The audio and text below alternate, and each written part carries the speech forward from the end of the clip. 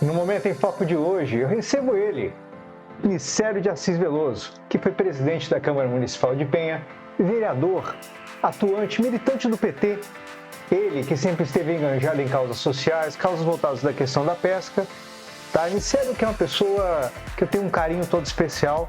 Nicélio, é uma honra recebê-lo aqui no programa Momento em Foco.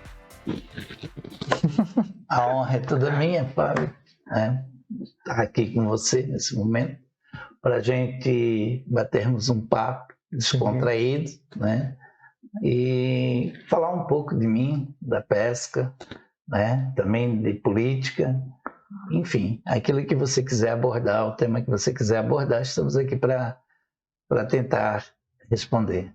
Muito bom, então começando o programa, gostaria muito de fazer uma pergunta para você.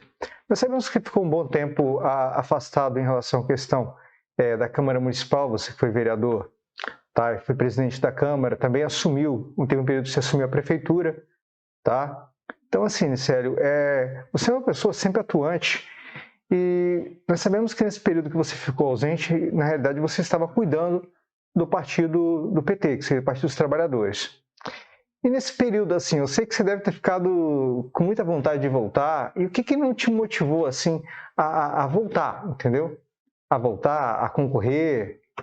Sim, eu fui vereador de 2005 a 2008, né? Quando aí fui para a reeleição, como não me reelegi, aí tive que cuidar da minha vida, né? Tive que voltar para o meu trabalho, para a minha profissão. Aí fui para o offshore, que eu sou nível 6 da Marinha Mercante, sou MCB, né? E daí trabalhei numa empresa americana, depois trabalhei na Locar e depois daí pendurei a chuteira, né? Não, voltando no meu lar, como diz o outro, e aí, mas o trabalho político, assim, na realidade, as articulações, isso aí a gente nunca deixou de estar participando, né? No município de Penha. Hoje eu estou em Pissarras, Balneário Pissarras, onde a gente já está também com a provisória do Partido dos Trabalhadores ali, onde eu sou secretário de organização política. Então, a gente nunca deixa. Quanto à pesca, eu fui secretário de Relações Públicas de 92 a 96, eu acho que essa é a data, ou de 90 a 94, e fui secretário de Trabalho e Previdência, né? Sempre cargos voluntários, sem remuneração, de 1994 a 2004, se não me engano, por aí. Isso aqui é interessante, assim, ó, nós falamos sobre essa questão da tua ausência em relação à questão da vereança, tá? Mas, interessante, você conseguiu, através do seu trabalho, tá, auxiliar que hoje o prefeito em exercício na cidade de Penha esteja hoje na cadeira, sentado na cadeira. Então, você foi um dos articuladores na época que realmente vestiu a camisa, tá? Junto com o MDB, para o prefeito de Penha hoje estar como prefeito. Eu acho muito bonito isso da tua parte, mesmo você não tendo assumido um cargo, não ter concorrido ao pleito e não ter sido eleito, mas mesmo assim você continuou atuante dentro da política de Penha, a ponto de auxiliar, colocar um prefeito dentro da cidade. Tá? Então, assim, sobre os projetos do PT em relação à questão... o PT sempre foi um partido que apoiou, né? Vocês sempre apoiaram, sempre estiveram ali juntos e até tentaram concorrer, eu acho que há 4 anos atrás, vocês concorreram a prefeito. Uma iniciativa de estar ali, tentar fazer uma diferença e tal. Assim, sério, vocês na frente ali, quando vocês realmente abraçaram a campanha do prefeito Aquiles, no caso, tá? O que vocês acharam assim de mais interessante dentro da gestão e aquilo que mais fez com que vocês se afastassem e depois lançassem um candidato para concorrer, no caso, a pleito de prefeito? Na realidade, a gente tem um histórico assim, com o MDB de Penha, né? A gente, desde a primeira candidatura do ex-prefeito Coelho, né? Onde a gente já apoiamos o vereador que era o pai do atual prefeito, nosso ser amigo Aquiles ali. E em 2012 né? O Carlos Gheorghe foi vice do Aquiles na chapa, quase que ganharam a eleição, perderam lá por 300 ou por 600 votos, não lembro bem aqui a quantidade. Mas a gente tem esse histórico. Depois a gente também fizemos uma composição na chapa, onde o nosso candidato a vereador, que era o Carlos Gheorghe, ficou suplente, né? E eu assumi a coordenação da Secretaria de Pesca e Agricultura. Então a gente tem um histórico junto. Só saí em 2020 porque nós lançamos o Roberto Mais como candidato, né? E por uma questão de ética, né? Porque como é um cargo comissionado, tinha que deixar para o prefeito, né, escolher uma outra pessoa, porque nós estávamos com um candidato. Eu achei que não seria ético eu estar apoiando um outro candidato, e a gente também teve uma chapa com 2 vereadores, né, e ao mesmo tempo estar ocupando um espaço que era do prefeito. Então, eu pedi para sair, o prefeito mandou, né, o correligionário dele lá, o presidente do partido na época, pediu para mim ficar, que eu não precisava me preocupar, mas eu achei por bem, sei que também tinha minhas coisas para cuidar, tinha minhas coisas para fazer, e daí eu saí e fui coordenar a campanha do pessoal. E auxiliou bastante também, porque foi mais uma via, e isso com certeza auxiliou bastante o prefeito a ser reeleito, entendeu? Sim. Porque automaticamente é complicado essa questão, às vezes, de canalização de votos, igual a gente fala. Uhum. Tá, os votos acompanham o partido, depende, é relativo isso. Tanto que, se eu não me engano, quantos votos o deputado candidato a governador do estado, Décio Lima, teve aqui dentro da cidade de Penha? Olha, ele teve 30% dos votos, né? Então foram 30% do eleitorado da cidade votou. Votou. Então imagina, mais ou menos, se a gente falasse que esses votos acompanham, então automaticamente nós teríamos você teria uma nominativa alta em relação à questão da projeção do PT dentro da cidade, seria isso? Mais ou menos isso, porque a gente nunca conta com todos, porque os votos eles não são assim, vamos dizer, personalíssimo, né? A pessoa não consegue transferir e às vezes eles não se agradam de um candidato, vota naquele, mas se fosse um outro candidato talvez não votasse, ou talvez tivesse até mais votos. Então é uma coisa, é uma incógnita, né? Não é uma lógica, né? Então, mas nós tivemos tanto para presidente como para vereador, tivemos meio quase 30% dos votos, né? E o nosso candidato na época ao cargo de prefeito, né, teve 180 votos, 181 votos.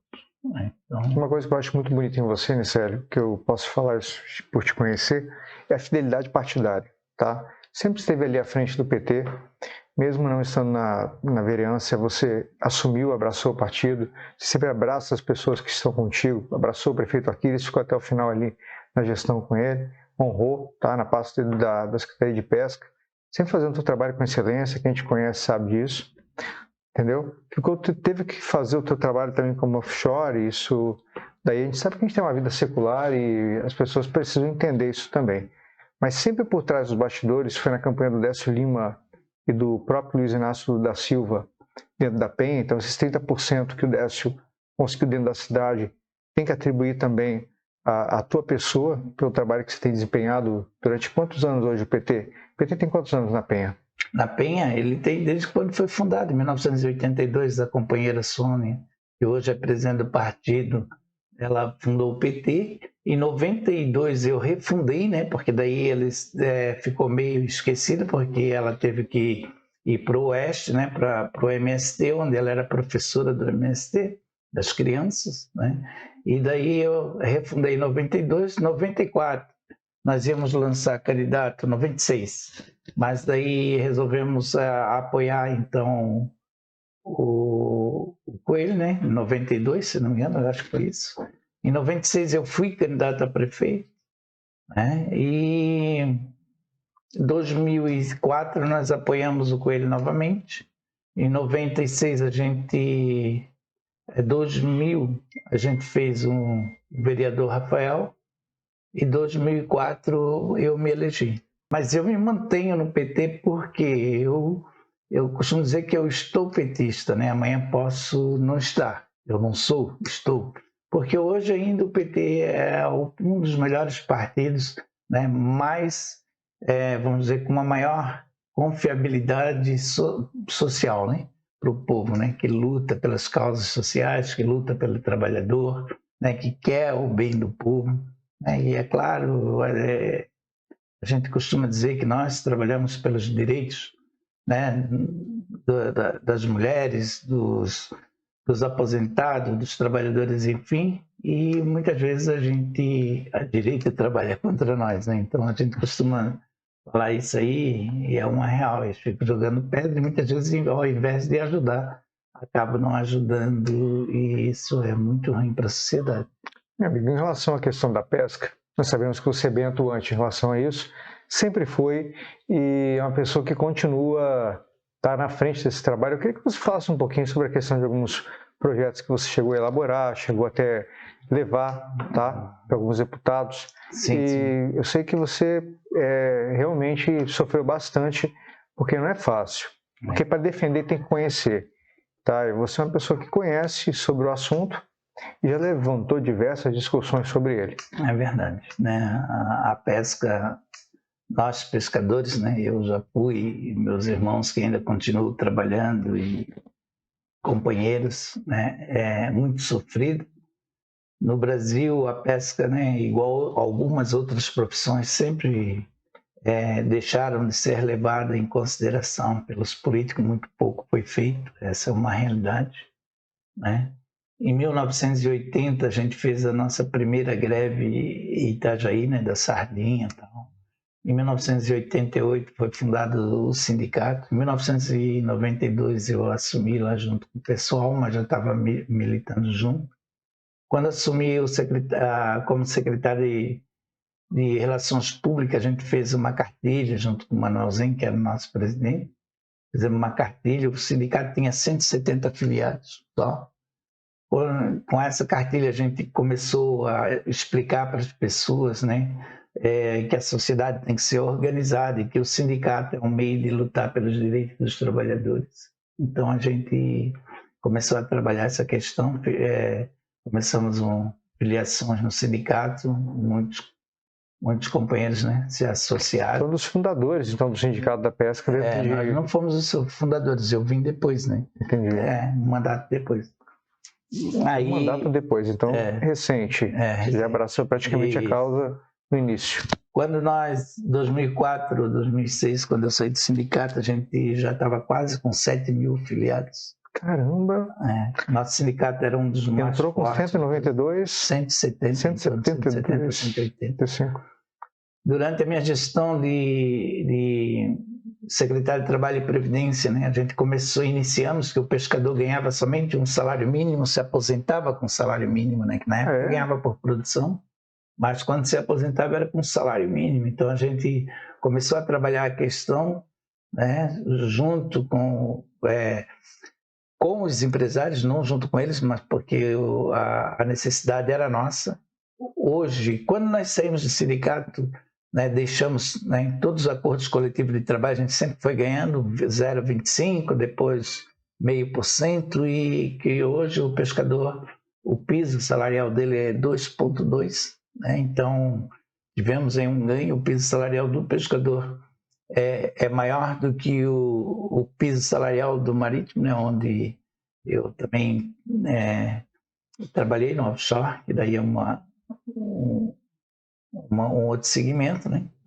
Então é isso. Então fizemos um bom trabalho de sindicato. Compramos a nossa sede, que antes era alugada, né? Nós compramos, enfim. Então foi um trabalho muito bom, né? Então de todas essas vitórias, essas conquistas, você participou delas? Sim. Em 1996, Fernando Henrique derrubou a aposentadoria especial através da lei da Previdência, né? E nós continuamos trabalhando, fomos em Brasília, o pessoal nem sabia que tinha sindicato na época dos pescadores profissionais. Então isso é muito importante, né? A direita não vê com bons olhos o sindicato, é uma realidade, né? Os patrões não veem. Mas nós, quando estávamos no sindicato, fizemos um trabalho conjunto muito bom, junto com os patrões, né? Na realidade, claro que tinha interesses que era individual, mas a maioria dos interesses era pelo setor pesqueiro, igual hoje, a mesma coisa, né? Então, eu vejo assim que há uma necessidade né, de melhoria para a atividade, não só para o trabalhador hoje, né? Claro que o trabalhador tem que ter o seu reconhecimento, né? Mas também a atividade pesqueira está carente hoje de um trabalho, né? As legislações ambientalistas, né? Não que não é necessária, mas de alguns pontos assim pecaram quando foi feito, quando foi votado, né? Então, E é interessante também, ressaltando essa questão que você falou sobre esses avanços, a mulher do pescador também se aposenta, né? Ela também tem o direito de esse benefício por não estar... pelo marido, né? Não. Daí era assim, ó, a gente tem um entendimento, né, que quando o pescador sai para trabalhar, né, a esposa é que fica com toda a responsabilidade, né? E que Entendi. isso não deixa de ser um trabalho também, né? E que a lei também deveria beneficiar para que recebesse seguro-defeso, para que recebesse, também viesse a se aposentar e tal. A gente tem esse entendimento, mas ainda não temos legislação para isso, né? Então, Fazer o trabalho, para se aposentar, ela teria que exercer uma função relacionada... pescador profissional. O pescador artesanal, as mulheres podem sim. O artesanal. O artesanal pode sim requerer a aposentadoria, desde que, né, ele tenha nota de produtor rural, né, que realmente trabalha com beneficiamento, o beneficiamento do produto. Isso, consegue confirmar, né, que a esposa trabalhava ali. Ajuda no descasque. Aí sim, pode requerer, não quer dizer que o INSS vai deferir, né? Mas ela tem esse direito. Tem esse direito. E no caso, a colônia de pesca auxiliaria... A colônia de pesca é um meio, né, para que a pessoa se associe, mas o mais importante dos pescadores é eles fazer a sua inscrição, né, no CEF, né, na Secretaria. Então, para você aí que é pescador e está ouvindo essa entrevista, Célio está aí, estou te dando as dicas, o que você tem que fazer. Vontade, Célio. Ele vai lá, faz a inscrição dele no CEF como produtor rural, para que ele tenha os benefícios que a lei vai garantir. Tira a notinha direitinho dos seus produtos, né?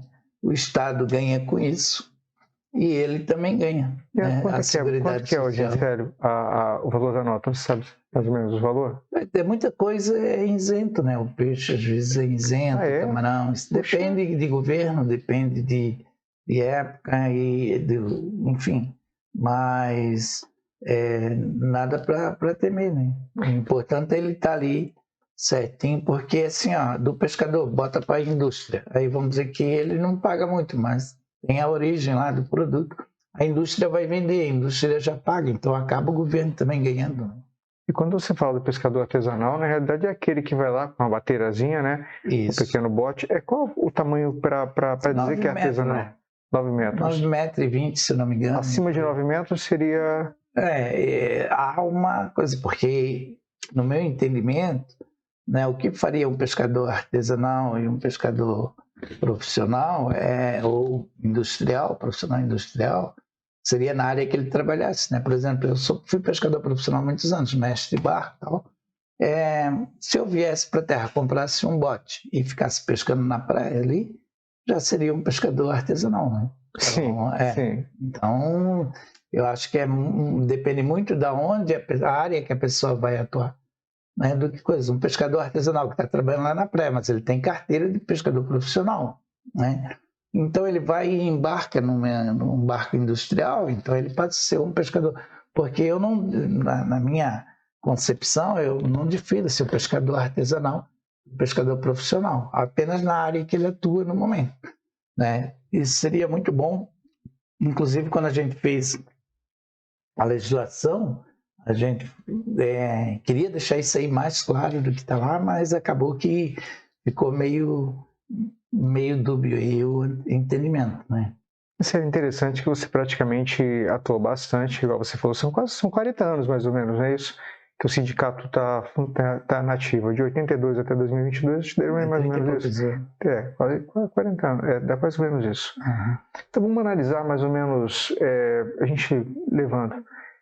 que você acha que... Vamos pensar assim, vamos fazer um processo evolutivo aí, a gente analisar um pouco essas questões. O que você acha que evoluiu, o que você acha que não evoluiu, que poderia ter sido diferente, poderia ter sido melhor para beneficiar mais o pescador?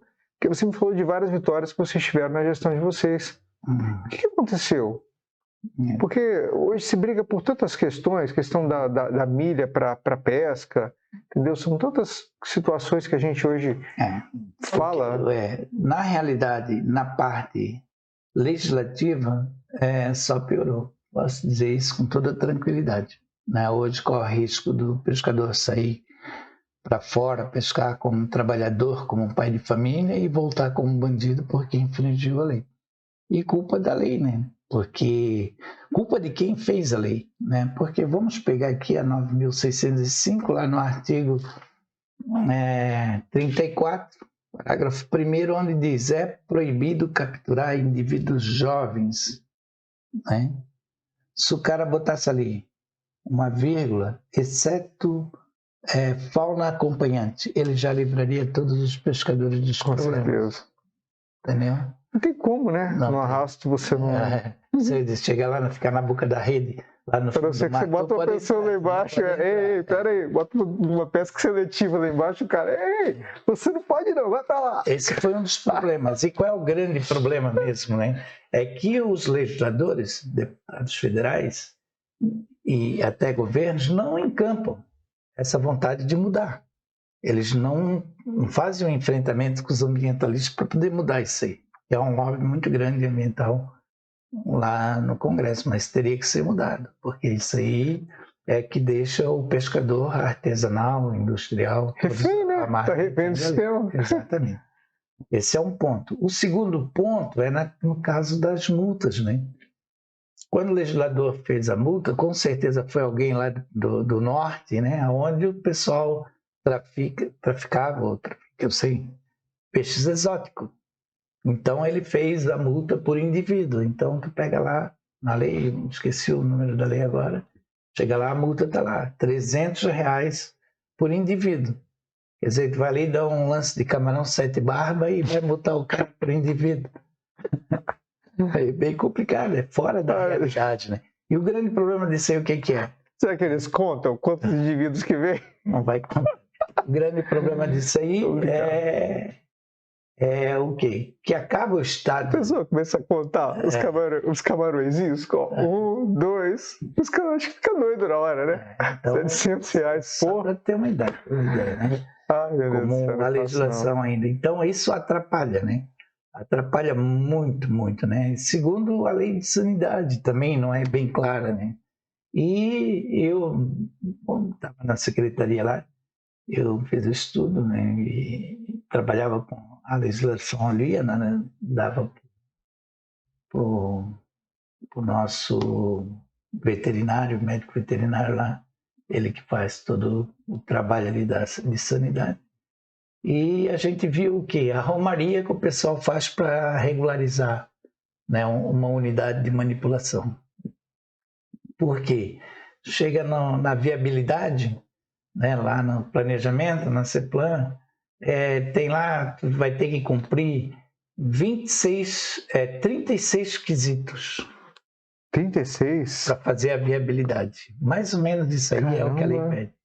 Quando tu chega no departamento de pesca ali, eles vão pedir mais 26, dos quais 14 já pediram lá na viabilidade. Quer dizer, chovendo no molhado. Quer dizer, o cara começa aí, vai no planejamento, beleza, aí depois ele vai para a sanidade lá, ele acaba desistindo no meio do caminho porque é uma romaria muito grande, né? Uma burocracia muito grande e vira uma romaria interminável. Isso é quando não tem que pagar um profissional para fazer isso, trâmite para ele, e acaba sendo mais dispendioso, né? Mais dispendioso, e geralmente as pessoas que estão começando já não dispõem de tanto recurso, né? Os salgueiros, os donos de unidades de manipulação, eles não ganham muito, né? Porque o pessoal que trabalha nas salgas, eles também ganham por produção. Então, vamos dizer que o cara cobra lá R$2 para limpar 1 quilo de camarão, ele paga R$1,50, né? Isso é apenas uma um exemplo, né? Uma coisa. Então ele fica só com 50 para pagar água, pagar luz, pagar isso, pagar aquilo, né? E, então tem esse problema e ainda corre o risco às vezes de ter um problema trabalhista, né? Uma ação ou qualquer coisa que sempre vai vulnerar. Então é muito difícil hoje trabalhar essas questões da forma como está a lei. Interessante quando você fala essa questão da tributação. Pescou, tributo. Vendeu tributo. Revendeu tributo. Revendeu tributo. Tudo tem tributo. Então são realmente, você imagina, a pessoa até chegar na casa da pessoa, quantos tributos foram pagos, fora os impostos, né? Impostos não, desculpa, fora as multas que que são aplicadas ao pescador, ele fica numa situação até difícil, tá? E assim, sério, você foi pescador de uma certa forma, parece que não deixa de ser, né? Tá sempre ali com o coração no mar, coração na pesca. Mas quando você saía para pescar, que você teve esse problema, às vezes, de pegar um animal que não deveria e se ver numa situação... Porque a pesca você trabalhou em 2 tipos de pesca, se não me engano. No atum, mas você também trabalhou na malha um tempo. Não, eu trabalhei... Eu fui 33 anos mestre de atuneiro. Certo. Eu trabalhei na traineira e trabalhei no camarão. Inclusive lá no norte, eu trabalhei lá no Amapá.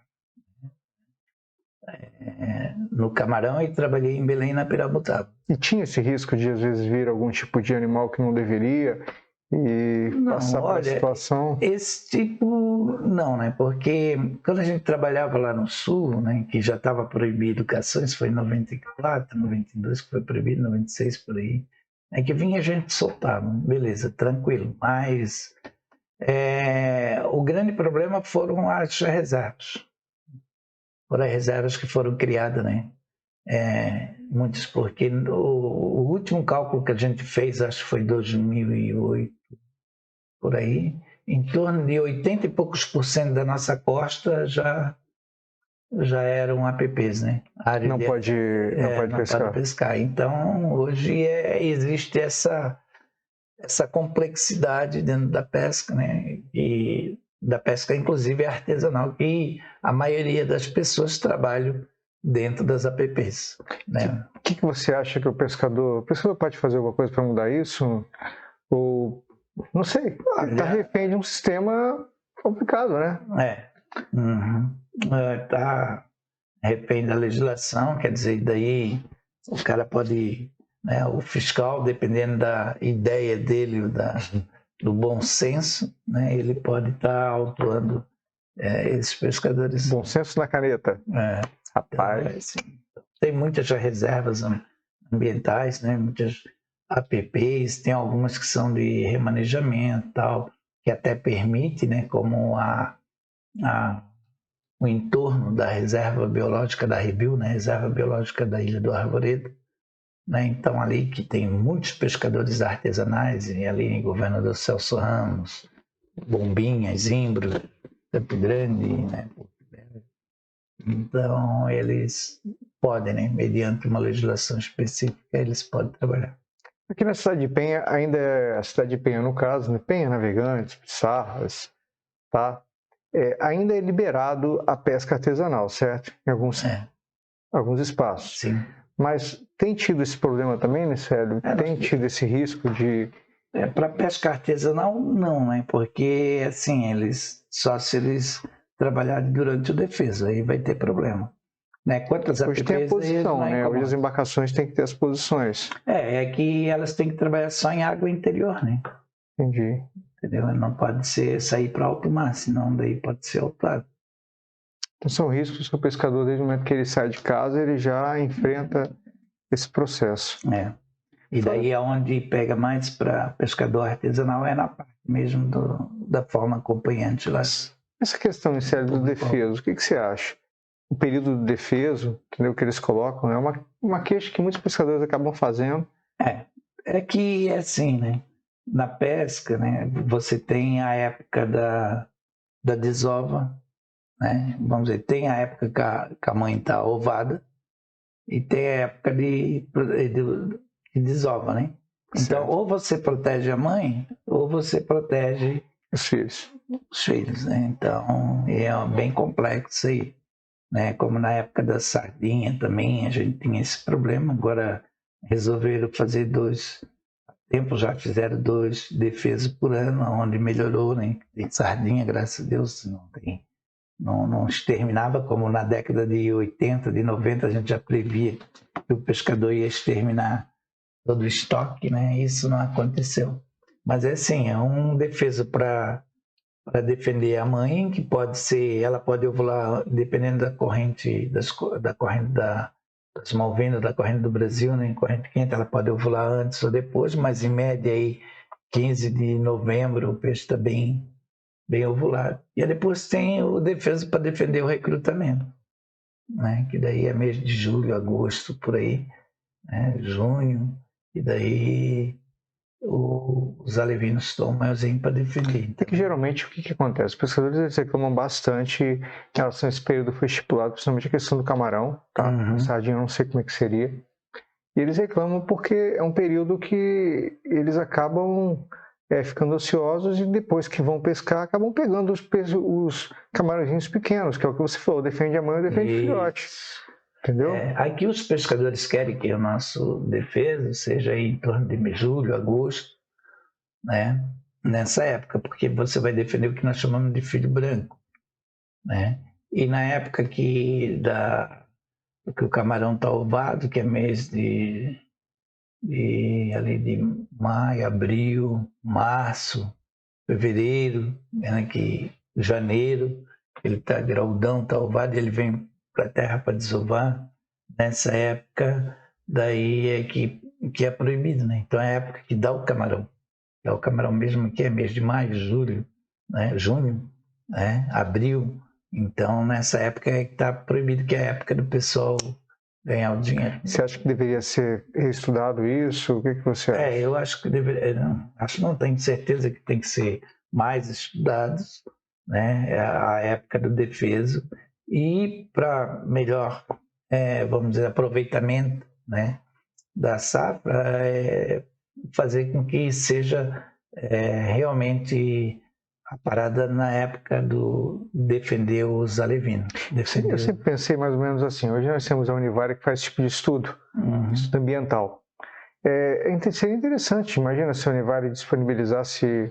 Eles têm, todo esse estudo eles têm. Mas o legal é tipo assim, que eles pudessem acompanhar os próprios pescadores, para poder ver a realidade, entendeu?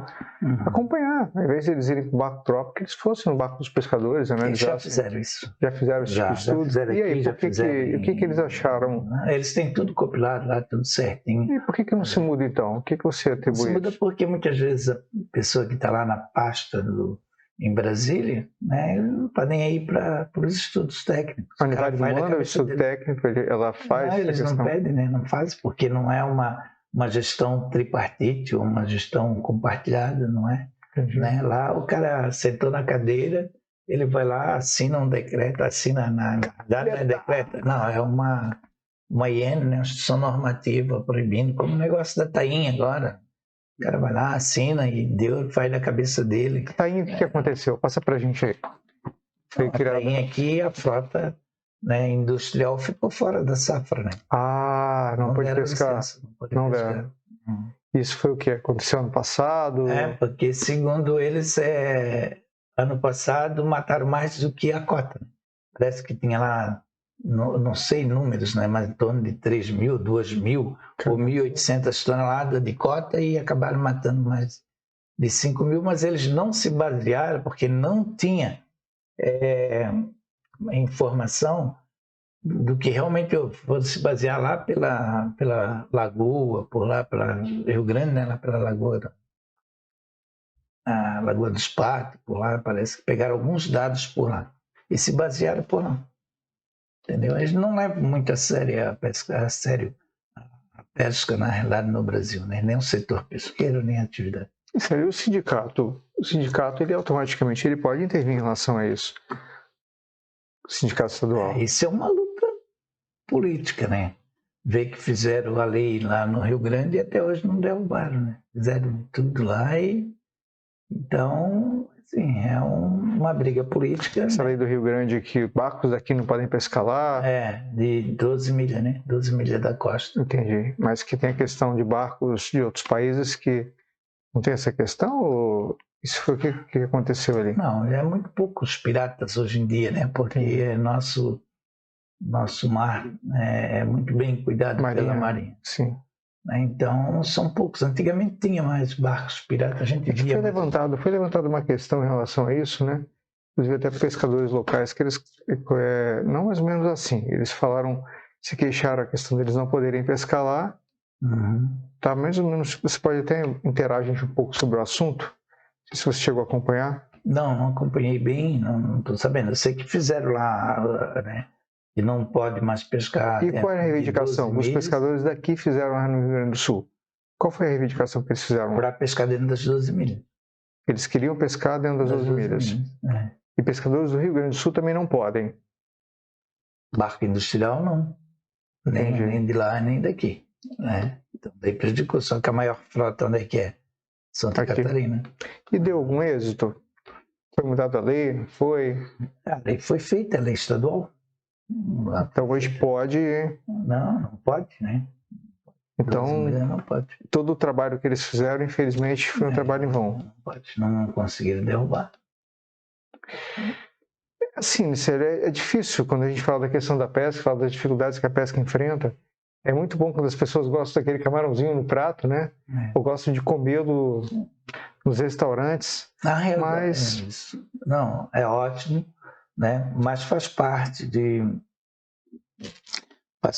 uma cadeia, né? De recursos naturais, né? Renováveis, que se renovam, né? Não tem perigo de acabar, mas tem perigo de inviabilizar economicamente, né? Então tem que ter os defesos, tem que ter estudos técnicos, né, científicos, para que possamos, né, acompanhar os estoques, saber quando a gente pode pescar, quando a gente tem que parar para defender, né, a cadeia, os estoques, e não produzir, vamos dizer assim, para estragar, né? Não se pode cometer os atos predatórios, como eu costumo dizer, porque todos nós somos um predador, né? Mas cometer atos predatórios é diferente. Nós somos grandes predadores. Estamos no topo da cadeia alimentar, exatamente. Então, isso é fato, né? E, infelizmente, a gente já teve várias ideias para mudar isso, né? O próprio setor, né? Como é que eu posso dizer? O próprio setor pesqueiro, né? Para poder ajudar a cuidar disso, né? Tirar um percentual aí da produção, criar um instituto, enfim, para poder financiar, né? Interessante essa ideia, sabia? Bem interessante essa ideia. Um instituto particular, porque o que acontece? Hoje a gente tem a perícia. Os magistrados, eles contratam os peritos, que são peritos particulares. E você também, quando você está engajado numa causa, tanto o magistrado pode contratar uma perícia, quanto a empresa, tá? Ou a pessoa que, no caso, se sente prejudicada. E é legal que pensasse nessa possibilidade. A gente criar o Instituto da particular. Né? Instituto particular. Do setor, na realidade, né? Sim. Onde pudesse ajudar a gerenciar essa parte, né? Com profissionais, pessoas habilitadas, pessoas que tivessem uma formação superior na área, que pudessem ajudar. Que não ficasse só uma dependência do governo, de verba de governo, de coisa, né? Aí, povo inteligente, tá ideia aí, ó, tá vendo? Se botar o barco para funcionar, para pesquisar. Que tivesse advogado, que tivesse todo oceanógrafo, jurídico, que tivesse as pessoas envolvidas. Deputados ou até senadores de meio ambiente. Ajudar, né, a modificar a legislação, ver o que é melhor. Tivesse um acesso, né, voltado para essa questão, até mesmo que tivesse a questão do trâmite legal, vamos fazer a coisa acontecer da forma legal, não, aí foi preso. Tá, mas está aqui, ó, o engenheiro fez o levantamento, aqui o biólogo fez o levantamento, o advogado ele entra com recurso. Até porque, assim, né, nós dependemos, né, além da explotação, do esforço de captura no estoque, nós também dependemos das condições oceanográficas, né? Com certeza. Por exemplo, um ano as condições foram boas, oceanográficas, então vai ter peixe em abundância. Um ano as condições não foram muito boas, né? Então vai ter menos peixe. É igual quando salga a lagoa, né? Tem peixe. Quando ela fica, tem camarão. Quando ela fica baixa salinidade, muito baixa salinidade, o que acontece? Não tem camarão. E um depende do outro. Vamos analisar direitinho? Um setor depende do outro.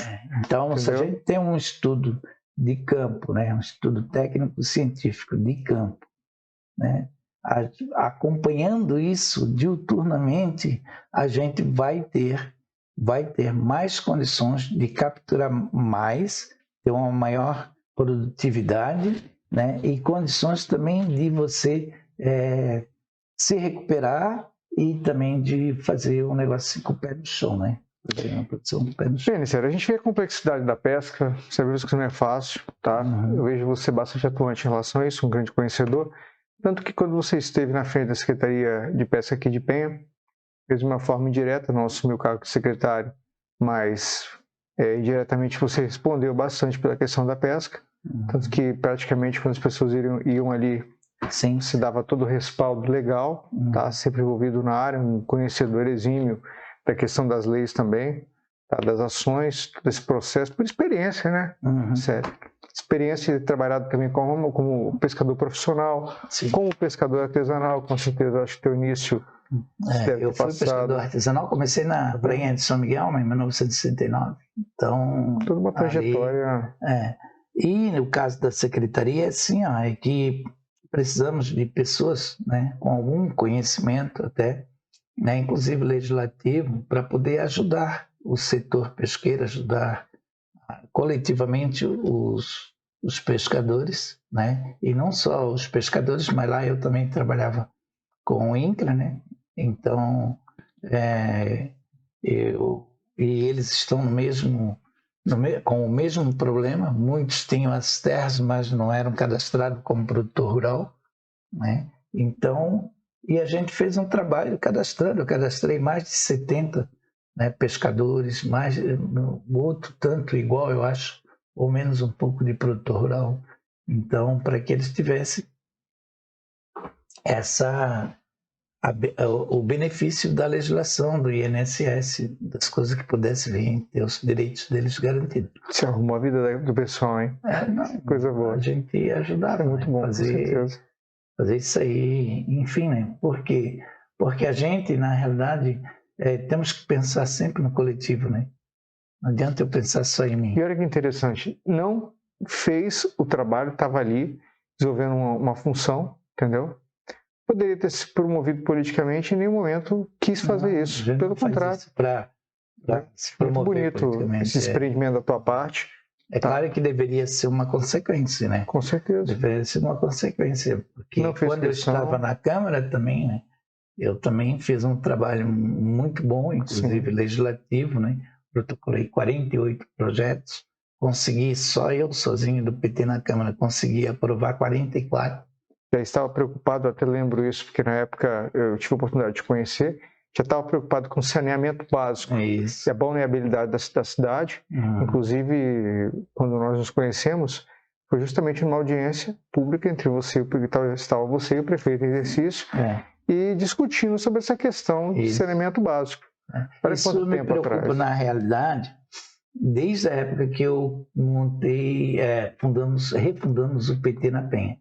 Em 96, eu fui candidato a prefeito. O meu primeiro estudo, na realidade, que eu fiz pessoalmente, né, no município de Penha, foi fazer um levantamento da quantidade de casas que a gente tinha e quantas tinha fossas e filtros anaeróbios.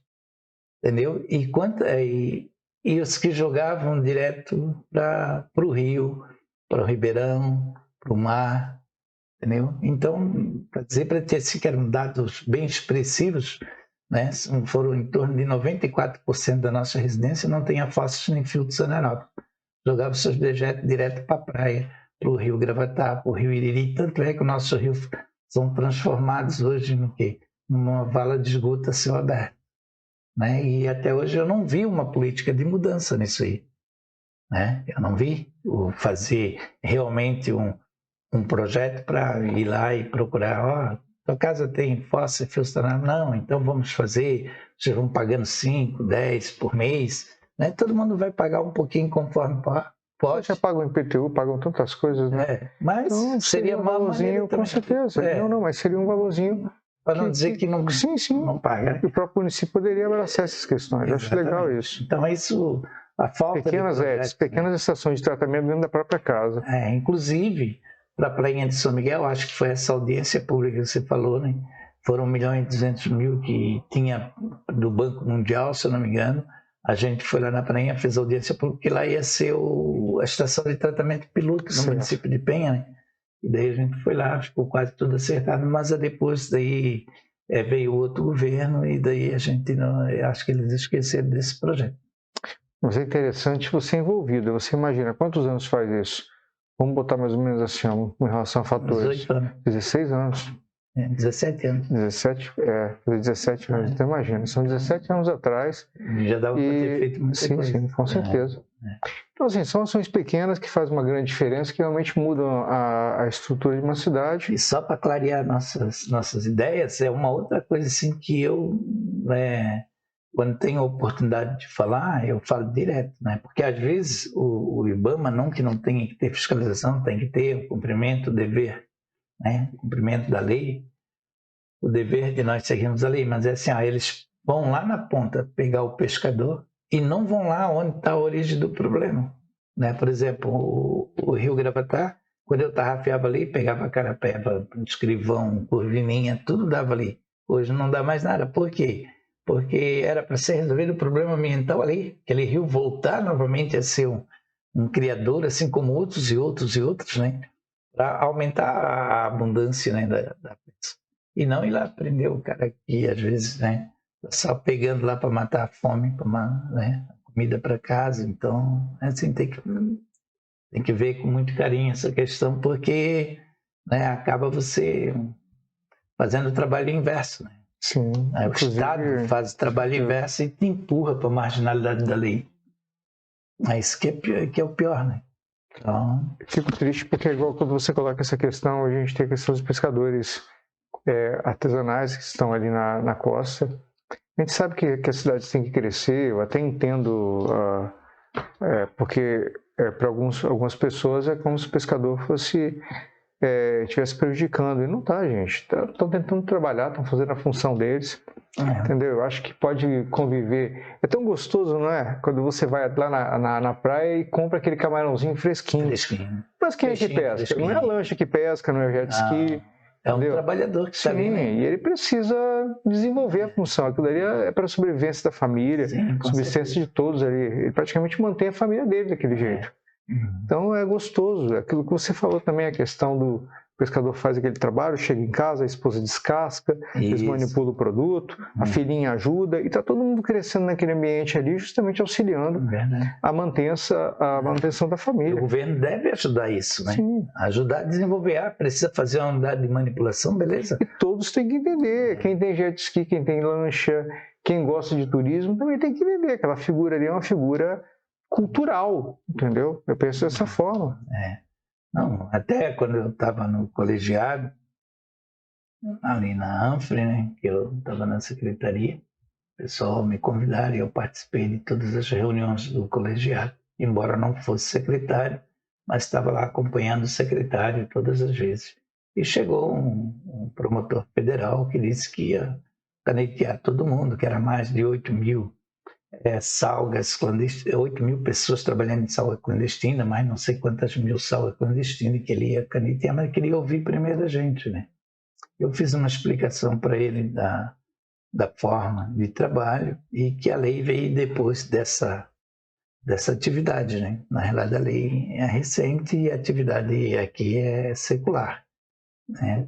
E um dos pedidos que eu fiz para ele, eu falei, é que cada uma dessas 8.000 pessoas necessita ganhar o seu pão de cada dia. Né? E também, né, os donos dessas salgas também precisam sobreviver.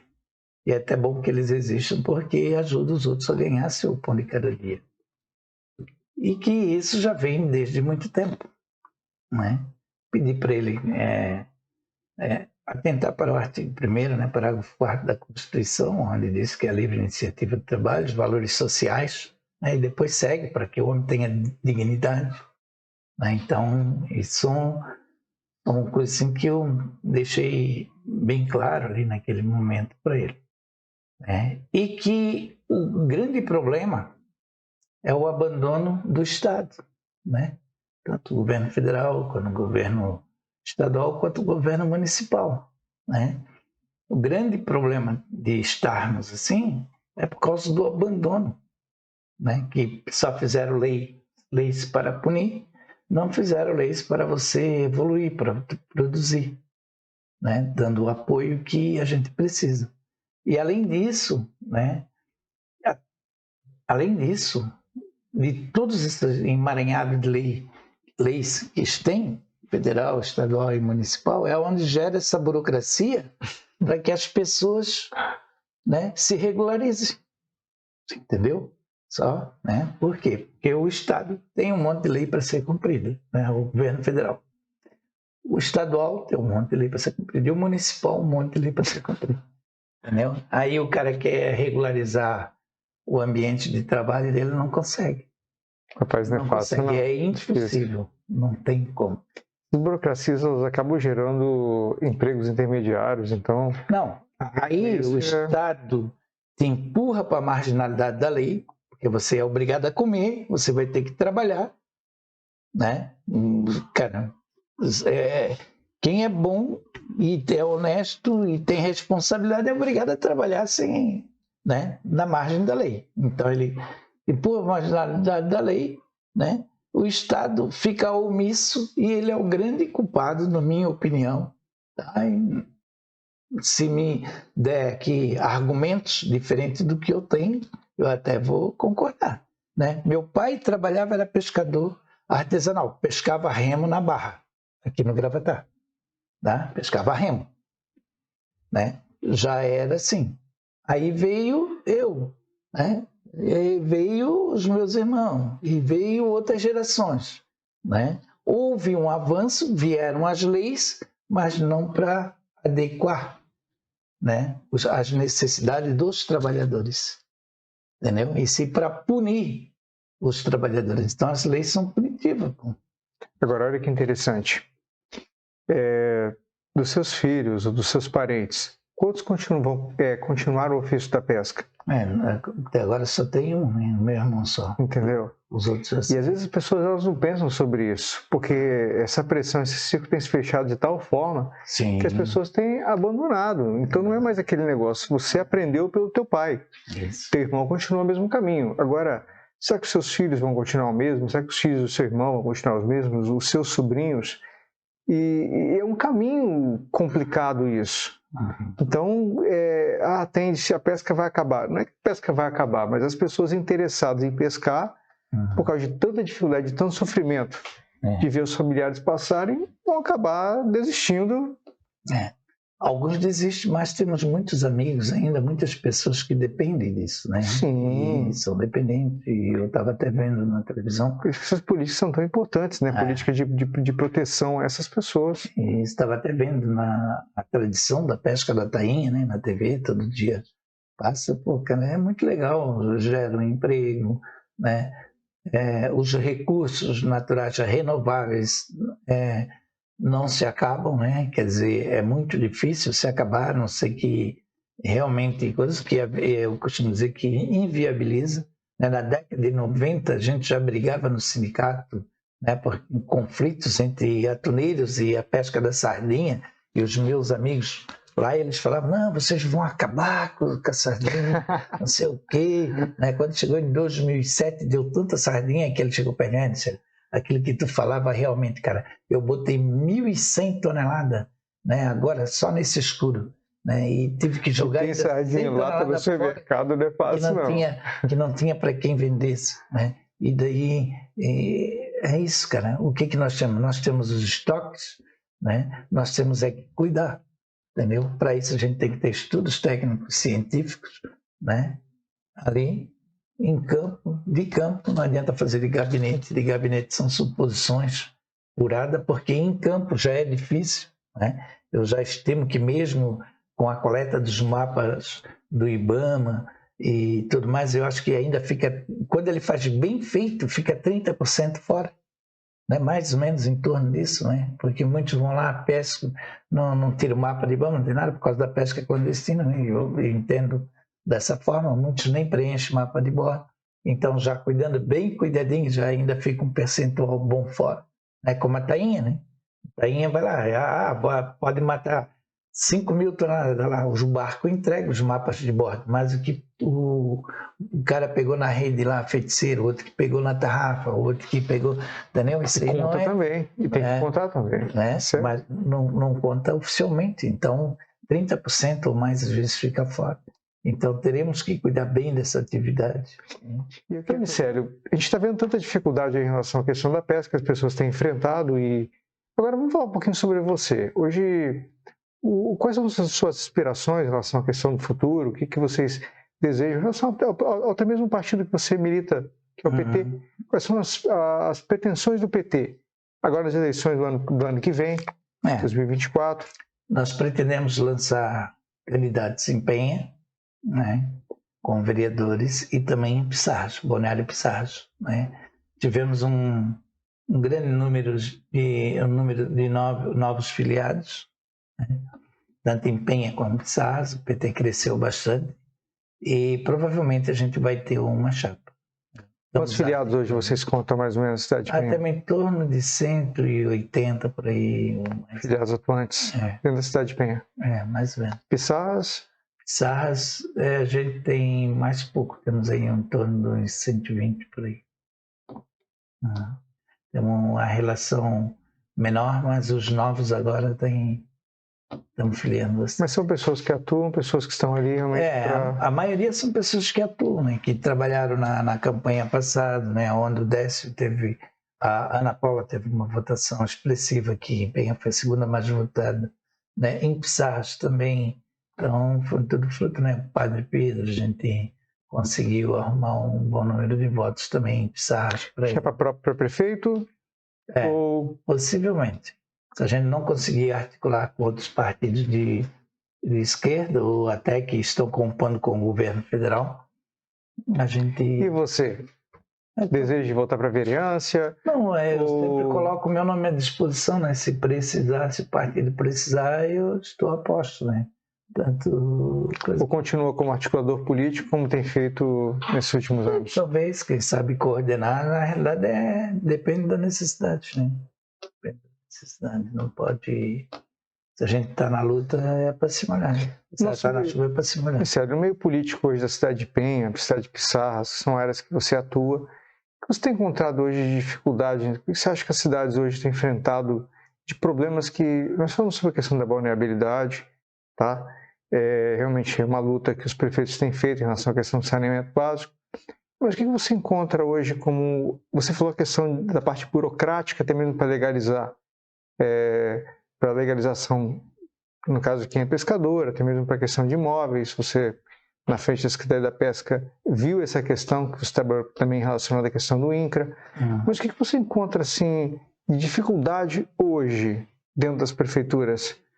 Que são situações que poderiam ser mais facilitadas, fora a burocracia que a gente sabe que ela existe. Não, a maior dificuldade mesmo é essa, são emaranhados de leis, né, que levam a essa burocracia exaustiva, né, que emperra, na realidade, o desenvolvimento, até a arrecadação e tudo mais. Então, isso é fato. E você vê... Outra coisa também que eu acho não tenho certeza, vejo no dia a dia, né? É esse dito conservadorismo, né? O pessoal aqui na nossa região, até no nosso estado tem, né? Então, porque não sei o que eles pensam, que partido é time de futebol, né? Que eu tenho que ser, não, porque eu sou petista, eu sou isso, eu sou aquilo. Cara, não tem nada a ver. Né? Se o meu time ganha ou perde, não afeta a minha vida, não afeta nada, né? Mas uma canetada de um presidente ou de um governador, de um prefeito, afeta toda a nossa vida, né? Então, isso é fato, a gente tem que deixar de pensar assim, né?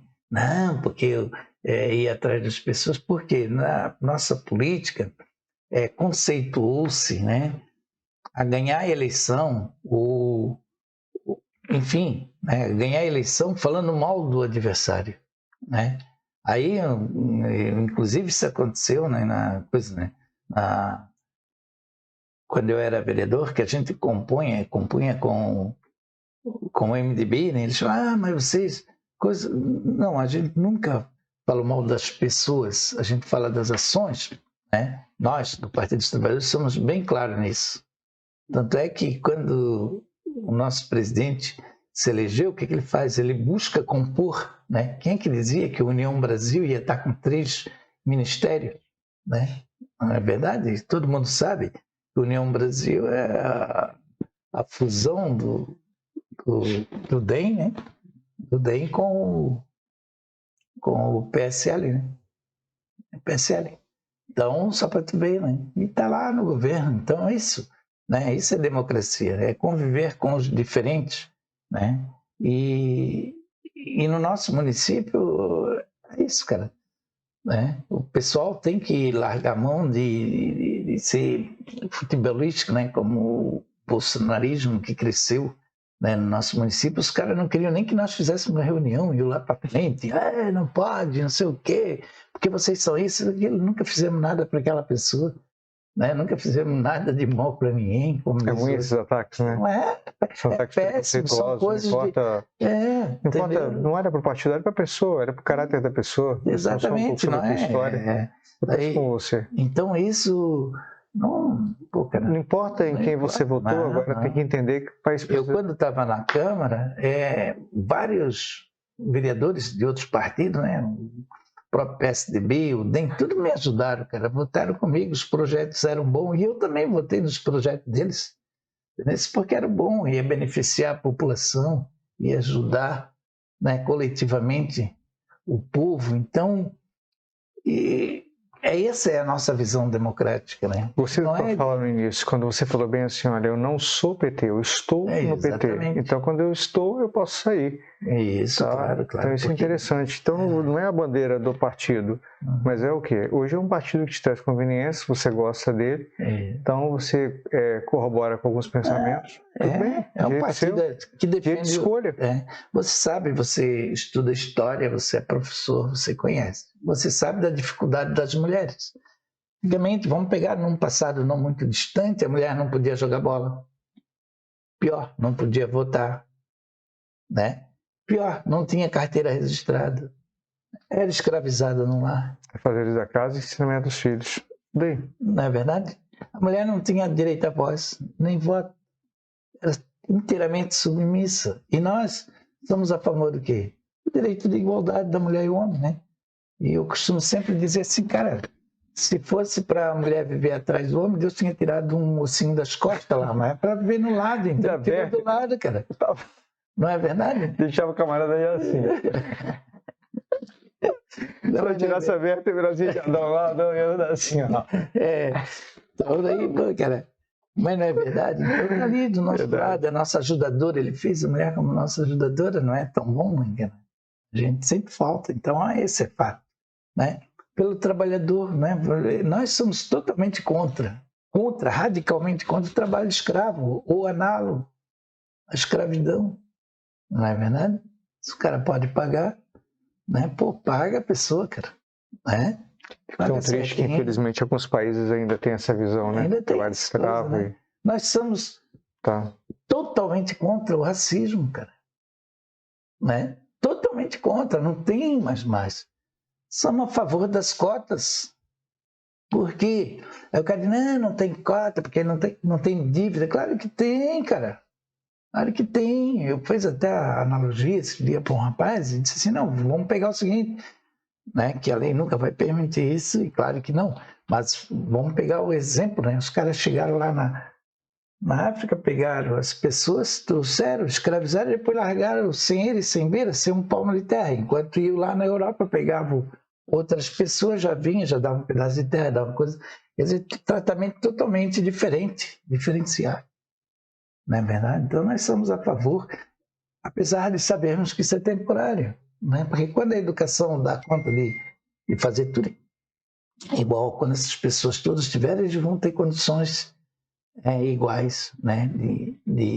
Tudo recai sobre a formação educacional, formação moral das pessoas. Tudo recai sobre o processo educacional.